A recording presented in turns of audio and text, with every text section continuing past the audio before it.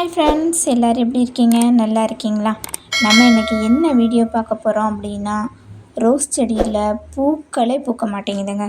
கொத்து கொத்தாக பூவே வர மாட்டேங்குது அப்படின்றத, அது ஏன் வர மாட்டேங்குது அப்படின்ற பதிவை தான் நம்ம இன்றைக்கி பார்க்க போகிறோம். நம்ம சேனலுக்குள்ளே போகிறதுக்கு முன்னாடி நம்மளோட வீடியோஸை வந்துட்டு முத பார்க்குறீங்க அப்படின்னா லைக் பண்ணுங்கள், ஷேர் பண்ணுங்கள், கமெண்ட் பண்ணுங்கள், சப்ஸ்கிரைப் பண்ணுங்கள். பக்கத்தில் உள்ள பெல் பட்டனை ஆன் பண்ணி வச்சுக்கோங்க. அப்போ தான் டெய்லி நாங்கள் போடுற வீடியோஸ் வந்துட்டு உங்களுக்கு நோட்டிஃபிகேஷனாக வரும். நமக்கு பல பேருக்கு வந்துட்டு வீட்டில் ரோசா செடி வளர்க்குறது ரொம்ப ரொம்ப பிடிக்குங்க. மிக முக்கியமான விஷயமா ரோஸுனால எல்லாருக்குமே பயங்கர ஒரு ஆசை. பூ வந்துட்டு மனசுக்கு அவ்வளோ இதமாக இருக்கும். பல்வேறு வகை பூ உண்டு ரோஸ்லேயே. அது தனி ஒரு இடம் தான் சொல்லணும். பூக்களின் அரசின்னு சொன்னால் அது நம்ம ரோஸ் மட்டும்தாங்க. ரோஸ் செடியை வளர்க்கும் போது பல்வேறு தப்பை நம்ம பண்ணுவோம். செடி எப்படி வளர்க்கணுன்னு பல பேருக்கு தெரியாது. பல விஷயங்களை தெரிஞ்சு கொள்றதுக்கு ரொம்ப அவசியம். அது ஆரோக்கியமாக வளர்கிறதுக்கு நம்ம என்ன செய்யணும் அப்படின்றத பார்ப்போம். ரோசா செடியை பராமரிக்கிறதுக்கு தெரிந்திருக்க வேண்டும். பராமரிக்கிறத பற்றி தெரிஞ்சுக்கிட்டால் மட்டும்தாங்க நம்ம செடியை எப்படி வளர்க்கணும் அப்படின்றதே நம்மளுக்கு தெரியும். நீங்கள் ரோசா செடியை வாங்கினதுக்கப்புறம் பூக்கள் வந்து பூத்திருக்கும். நீங்கள் வாங்கிய பிறகு ரோசா செடியில் பூவே பூக்காது. அந்த பூத்திருந்தால் அதை உடனே பறிச்சிடுங்க. அப்போது தான் கிளைகள் வந்துட்டு வளர தொடங்கும். நீங்கள் பூத்த பூவை வந்துட்டு அப்படியே விட்டுட்டீங்க அப்படின்னா அது வளரவே செய்யாதுங்க. வளர தொடங்குச்சுனா தான் முட்டைகள் தளிர் விட ஆரம்பிக்கும். எனவே நீங்கள் ரோஜா செடியில் வாங்கிய உடனே என்ன செய்ய வேணும்னா, முதல் வேலை அதில் இருக்கும் பூக்களை பறிச்சிடுங்க. ரோசா செடி ஆரோக்கியமாக இருப்பதுக்கு ஃபஸ்ட்டு மண்கலவை தாங்க ரொம்ப முக்கியமான விஷயம். நீங்கள் வேப்பம் புண்ணாக்கு சேர்த்து செடியை நடுங்க. நர்சரியிலேருந்து வாங்கிட்டு வந்த உடனே வேப்பம் புண்ணாக்கு, செம்மண் எல்லாத்தையுமே கலந்து நீங்கள் செடியை வந்துட்டு நடுங்க. நர்சரியில் உள்ள அந்த செடியில் இருக்க மண் கலவைகளை வந்துட்டு அதை தண்ணியில் நல்லா வாஷ் பண்ணி ஒரு பக்கில் வந்துட்டு தண்ணி எடுத்து அந்த மண்ணை வந்துட்டு நல்லா கழுவிட்டு நீட்டாக திரும்ப ஒரு மண் எடுத்து அந்த மாதிரி வைங்க. அப்போ உங்களுக்கு அந்த செடி வந்துட்டு நல்லா ஆரோக்கியமாக இருக்கும். எந்த ஒரு பூச்சி தாக்குதலும் இல்லாமல் இருக்கும். அதே மாதிரி நம்ம வாங்குகிற ரோஸ் செடிகளுக்கு இயற்கையான பூச்சிக்கொல்லிகளை யூஸ் பண்ணுங்கள். செயற்கையான உள்ள பூச்சிக்கொல்லிகளை யூஸ் பண்ணாதீங்க. அதை தவிர்த்துருங்க. நம்ம வீட்டிலையே அதை வந்து எப்படி தயாரிக்கலாம் அப்படின்றதையும் நான் உங்களுக்கு கண்டிப்பாக ஒரு நாள் வீடியோ போடுறேன். இங்கே என்ன பண்ணணும் அப்படின்னா, வேப்ப இலை எடுத்து அதோட 4-5 பூண்டு தோலையும் சேர்த்து கொஞ்சம் தண்ணியில் ஊற்றி மிக்சியில் நல்லா அரைச்சிட்டு அதுக்கப்புறம் இந்த கலவையை வடிகட்டி எடுத்து வச்சுக்கோங்க.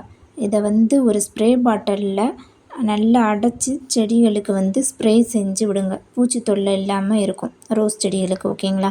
எறும்புகள் போன்றவற்றை எந்த ஒரு இதுவுமே வராமல் அதை நம்ம பாதுகாக்கும். நீங்கள் ரொம்ப நாளாக வந்துட்டு வளர்த்துட்ருக்க ஒரு செடிக்கு நீங்கள் எந்த முயற்சி வேணும் செஞ்சு பாருங்க. ஓகேங்களா? அது வந்துட்டு உங்களுக்கு கண்டிப்பாக ஒரு சக்ஸஸ் தரும். ஆனால் நீங்கள் புதுசாக வாங்கிட்டு வர ஒரு செடியில் நீங்கள் பண்ணுறீங்க அப்படின்னா அது வந்துட்டு அப்போ தாங்க சின்னதாக நீங்கள் வாங்கிட்டு வர்றீங்க. அது அப்போ தான் வளரும். ஓகேங்களா? ஸோ நம்மளோட அதுவும் வந்துட்டு ஒரு என்ன சொல்கிறது, மனிதர்களுக்கு இருக்கிற மாதிரி தான் செடிகளுக்குமே. ஓகேங்களா? அதனால் நீங்கள் புதுசாக வாங்குகிற எந்த ஒரு செடியும் ட்ரை பண்ணாதீங்க. ரொம்ப வருஷங்களாக உங்கள்கிட்ட இருக்குது அப்படின்னா நீங்கள் அதுக்கு என்ன முயற்சி வேணாலும் செஞ்சு பாருங்கள். ஆனால் தொடக்கத்துலேருந்தே அதுக்கு வந்துட்டு இயற்கையான பராமரிப்பை மட்டும் தாங்க. செடியை வாங்கினதுக்கப்புறமா நான் செய்ய வேண்டிய ஒரு விஷயம் என்ன அப்படின்னா, பல்வேறு வகை ரோஸ் செடி இருக்குங்க. நம்ம எந்த செடியை வாங்க போகிறோம், எந்த வகையான ரோஸ் செடியை வாங்க போகிறோன்னு ஃபஸ்ட்டே யோசித்து வச்சுட்டு அதுக்கப்புறமா அதுக்கு தேவையான சூரிய ஒளி படுற இடத்துல தாங்க நீங்கள் ரோஸ் செடியை வந்துட்டு வைக்கணும். அடிக்கடி ரோஸ் செடியை வச்சுட்டு இடத்த மாற்றி வைக்கக்கூடாது. சரியான ஒரு இடத்துல வச்சுட்டிங்களா அதை அப்படியே ஃபிட் பண்ணி வச்சுருங்க. அதுக்கு முதல்ல வந்துட்டு நீங்கள் என்ன பண்ணால் நல்ல தரமான உரம் நிறைந்த மண்ணையும் பயன்படுத்தணுங்க. நீங்கள் தரையில் வைக்கிறீங்க அப்படின்னா 2 அடி வரைக்கும் குழி தோண்டி ரோஜாக்களை நடுவு செய்யுங்க.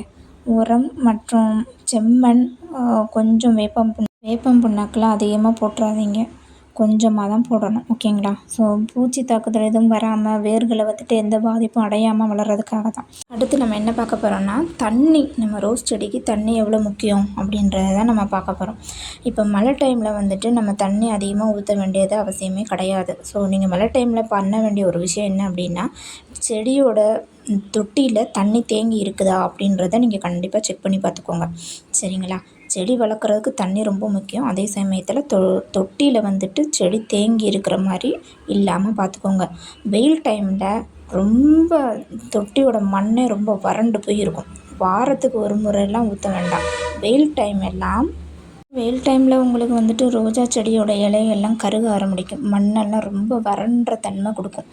அப்போ நீங்கள் என்ன பண்ணணுன்னா, அந்த ரோஜா தொட்டிக்கு மேலே வந்துட்டு இளநீல மேலே இருக்கும்ல அந்த நார், அதுகள்லாம் அந்த தொட்டிக்கு மேலே வேர்கள் நல்லா இந்த மூட மறைக்கிற மாதிரி பண்ணாமல் வைக்கணும்.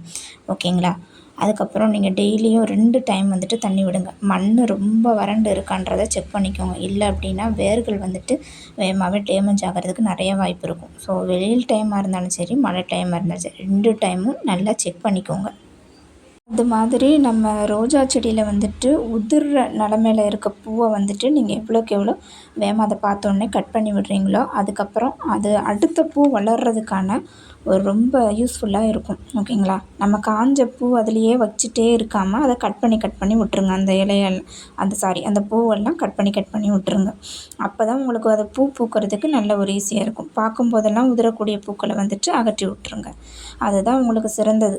இல்லை அப்படின்னா அந்த செடி ரொம்ப இதாகும். குறிப்பாக நீங்கள் செய்ய வேண்டிய இன்னொரு விஷயம் என்ன அப்படின்னா, நம்ம செடிகளை வந்துட்டு ப்ரூன் பண்ணி விடையது, கட் பண்ணி விடணும். வருஷத்துக்கு ஒரு தடவை. அது மழை காலங்களில் வந்துட்டு நீங்கள் கட் பண்ணி விட்டிங்கன்னா, ரோஸ் செடி வந்துட்டு ஒரே சைடில் மட்டும் ஒல்லியாக வளராமல் நல்லா அடர்த்தியாக உங்களுக்கு டார்க்காக பார்க்கவே நல்லா பஃபியாக இருக்கணும் அப்படின்னா, நீங்கள் கரெக்ட் டைமில் வந்துட்டு அதை கட் பண்ணி விட்டிங்கன்னா, வருஷத்துக்கு ஒரு முறை அந்த மாதிரி மொத்தமாக ப்ரூன் பண்ணி விடுங்க. அப்போ ரோஸ் செடி சூப்பராக அடர்த்தியாக வளரும். இது மாதிரி இன்னொரு விஷயம் என்ன அப்படின்னா, ரோஜா செடியில் வந்துட்டு பூச்சி உண்ணும்.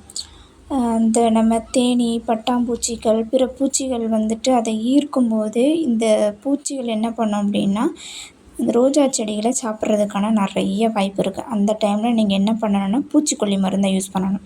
பூச்சிக்கொல்லி மருந்தை யூஸ் பண்ணும்போது நேச்சுரலாக உள்ளதை பார்த்துட்டு யூஸ் பண்ணுங்கள்.